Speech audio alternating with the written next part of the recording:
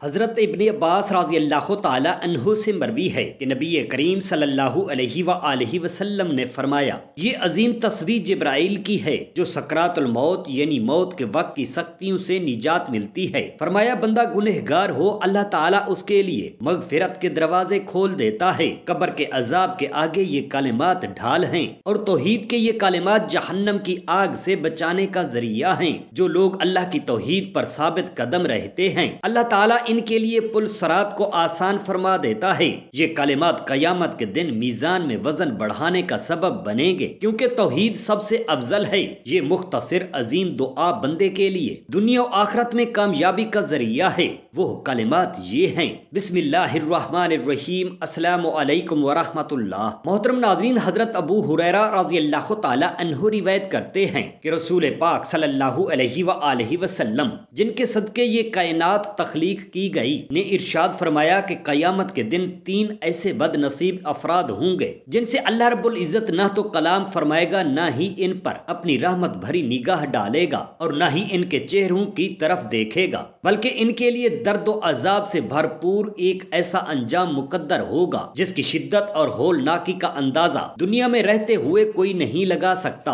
ان میں پہلا وہ شخص ہے جو بڑھاپے کے عالم میں زنا جیسا کبھی گناہ کرتا ہے۔ وہ عمر کے اس مرحلے میں ہے جس میں جب اس کے نفس کی آگ بجھ چکی ہوتی ہے، جب شہوت کی طاقت کمزور ہو چکی ہوتی ہے، جب دنیا کی حقیقت اس پر واضح ہو چکی ہوتی ہے، لیکن اس کے باوجود وہ اللہ کے احکام کو پامال کرتا ہے اور بے حیائی میں ڈوبا رہتا ہے، تو ایسا شخص رب العالمین کے غصے کو دعوت دیتا ہے۔ دوسرا وہ جھوٹا بادشاہ ہے جو رعایا کے سامنے حق و عدل کا دعوے دار بنتا ہے، لیکن اندر سے کذب و فریب کا پیکر ہوتا ہے۔ اسے اللہ نے حکومت و اختیار عطا کیا، اسے لوگوں کے فیصلے کرنے کی طاقت دی، لیکن وہ جھوٹ، مکاری اور دوغلے پن کے ذریعے لوگوں کو دھوکہ دیتا رہا، سچائی کو دباتا رہا اور باطل کو فروغ دیتا رہا۔ وہ اپنے مقام سے واقف نہ ہوا، نہ ہی اپنی ذمہ داری کو سنبھالا۔ اس کے دل میں نہ اللہ کا خوف تھا اور نہ ہی بندوں کی خیر خواہی۔ تیسرا وہ متکبر شخص ہے جس کے دل میں رائی کے دانے کے برابر بھی تکبر ہے، جو خود کو دوسروں سے بہتر سمجھتا ہے، جو اپنے مال، اپنے علم،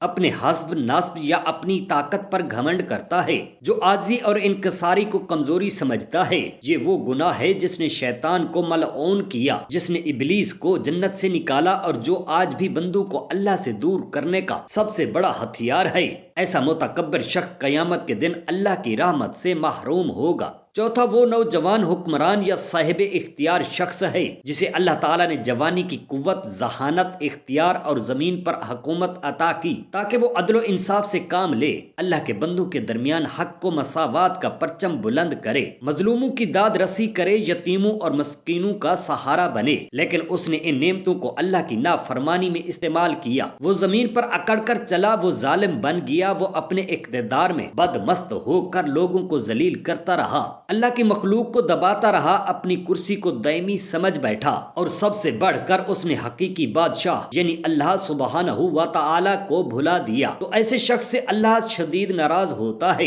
اور قیامت کے دن نہ صرف وہ اللہ کے غضب کا سامنا کرے گا بلکہ اسے عرش کے سائے سے بھی محروم کر دیا جائے گا، جو اس دن سب سے بڑی نعمت ہوگی۔ پانچواں وہ بدبخت انسان ہے جو دن رات گناہوں میں مبتلا رہتا ہے، جو رب کے حکموں کو پامال کرتا ہے، جو نافرمانی کو معمولی سمجھتا ہے، لیکن جب اسے گناہ یاد دلایا جاتا ہے تو شرمندہ ہونے کے بجائے مزید بے باک ہو جاتا ہے۔ وہ نہ کبھی توبہ کرتا ہے، نہ کبھی استغفار کرتا ہے، نہ ہی اللہ سے ڈرتا ہے اور نہ ہی اپنے گناہوں پر دل سے نادم ہوتا ہے۔ اس کا دل سیاہ ہو چکا ہوتا ہے اور آنکھوں سے حیا کا پانی خشک ہو چکا ہوتا ہے۔ تو ایسا شخص اللہ کے غضب کو دعوت دیتا ہے، اور جب قیامت کا دن آئے گا تو اس کا انجام بھی جہنم کی آگ ہوگی جو نہ بجھتی ہے نہ کسی پر رحم کھاتی ہے۔ یہ 5 طبقات ایسے ہیں جن سے اللہ رب العالمین ناراض ہوتا ہے، جو اس کی رحمتوں سے محروم رہتے ہیں اور جن کا ٹھکانہ قیامت کے دن دردناک عذاب ہے۔ اللہ ہمیں ان صفات سے بچائے اور اپنی رضا کے سائے میں رکھے۔ بحوالہ حدیث صحیح مسلم، حضرت عبداللہ بن عمر رضی اللہ تعالی عنہ روایت کرتے ہیں کہ رسول اکرم نبی رحمت فخر دو عالم صلی اللہ علیہ وآلہ وآلہ وسلم نے ارشاد فرمایا کہ قیامت کے دن اللہ رب العزت اپنی عظیم الشان عدالت میں ایسے ایسے گناہگار بندے کو پیش کرے گا جس کی زندگی میں کیے گئے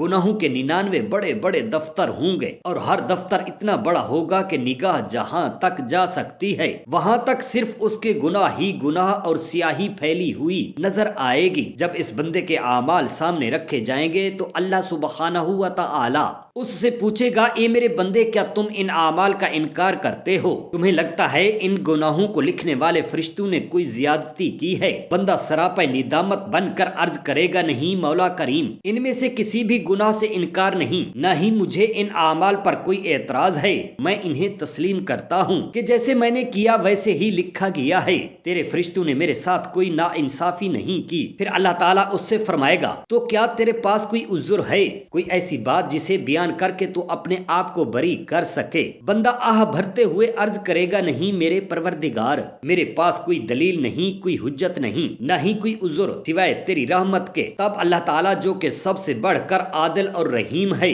فرمائے گا، کیوں نہیں، ہمارے پاس تیری ایک نیکی ہے اور آج تیرے ساتھ ہرگز کوئی ظلم نہیں ہوگا۔ پھر ایک پرچہ، ایک چھوٹا سا کاغذ نکالا جائے گا جس پر لکھا ہوگا، اشہد ان لا الہ الا اللہ واشہد ان محمدا عبدہ ورسولہ، یعنی میں گواہی دیتا ہوں کہ اللہ کے سوا کوئی معبود نہیں اور محمد صلی اللہ علیہ وسلم اللہ کے بندے اور اس کے رسول ہیں۔ اللہ تعالیٰ فرمائے گا، اسے لے جاؤ اور میزان میں تول دو۔ بندہ حیران ہو کر عرض کرے گا، اے میرے رب، یہ چھوٹا سا کاغذ ان 99 دفتر بھرے گناہوں کے مقابلے میں کیا حیثیت رکھتا ہے؟ کیا یہ واقعی ان سب کے مقابلے میں کوئی وزن رکھتا ہے؟ اللہ تعالیٰ فرمائے گا، ہاں، آج تجھ پر کوئی ظلم نہیں ہوگا۔ پھر وہ وقت آئے گا جب میزان نصب کیا جائے گا، اعمال کے پلڑے تیار ہوں گے اور بندے کے تمام گناہ 99 دفاتر ایک پلڑے میں رکھ دیے جائیں گے۔ ہر گناہ ایک گواہی دے رہا ہوگا، ہر سطر اس کے ظلم، فحاشی، نافرمانی، سستی، غرور اور دنیا پرستی کی عکاسی کر رہی ہوگی۔ اور پھر وہ چھوٹا سا پرچہ جس پر کلمہ طیبہ درج ہوگا دوسرے پلڑے میں رکھا جائے گا۔ اس لمحے پلڑے جھکنے لگیں گے اور دیکھنے والے حیران رہ جائیں گے کہ وہ چھوٹا سا کاغذ جس پر اللہ کی وحدانیت اور رسول اللہ صلی اللہ علیہ وسلم کی رسالت کی گواہی درج ہے،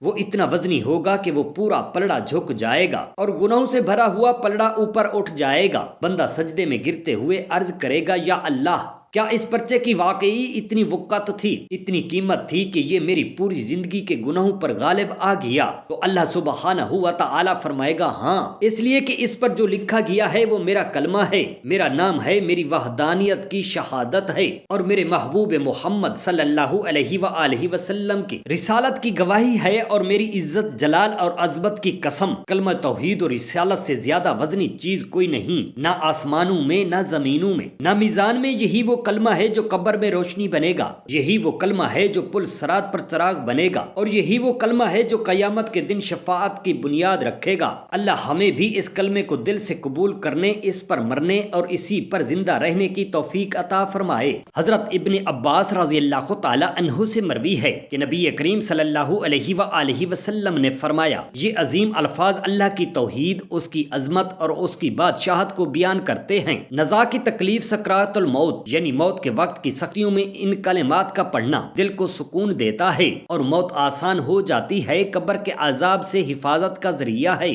جو شخص خلوص نیت سے یہ الفاظ پڑھتا ہے، اللہ تعالیٰ اس کے لیے مغفرت کے دروازے کھول دیتا ہے اور جہنم کی آگ سے نجات مل جاتی ہے۔ توحید کے یہ کلمات جہنم کی آگ سے بچانے کا ذریعہ ہیں، کیونکہ اللہ کی توحید سب سے بڑا نجات دہندہ عمل ہے۔ پل صراط سے گزرنے میں آسانی ہوگی جو لوگ اللہ کی توحید پر ثابت قدم رہتے ہیں۔ اللہ تعالیٰ ان کے لیے پل صراط کو آسان فرما دیتا ہے۔ اعمال کے میزان میں بھاری ہونے کا سبب یہ کلمات قیامت کے دن میزان میں وزن بڑھانے کا سبب بنیں گے، کیونکہ توحید سب سے افضل عمل ہے۔ یہ مختصر مگر عظیم الشان دعا بندے کے لیے دنیا و آخرت میں کامیابی کا ذریعہ ہے۔ وہ کلمات یہ ہیں، بسم اللہ الرحمن الرحیم، لا الہ الا اللہ العظیم الحلیم، لا الہ الا اللہ رب العرش العظیم، لا الہ الا اللہ رب السماوات ورب الارض ورب العرش الکریم، بحوالہ کنز الاعمال۔